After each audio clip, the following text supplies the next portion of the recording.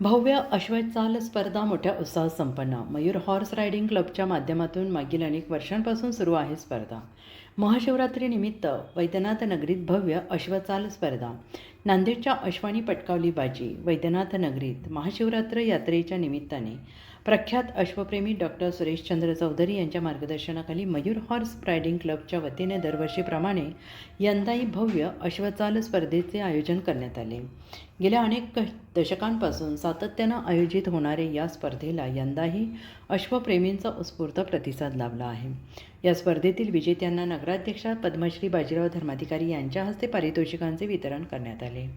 यावेळी विविध क्षेत्रातील मान्यवरांची उपस्थिती लाभली होती. स्पर्धेत नांदेड येथील अश्वपालक मनीष कावळे यांच्या 2 अश्वांनी प्रथम आणि द्वितीय क्रमांक पटकावत सगळ्यांचे लक्ष वेधून घेतले, तर परभणी येथील समद खान यांच्या अक्षाने तृतीय क्रमांक मिळवला.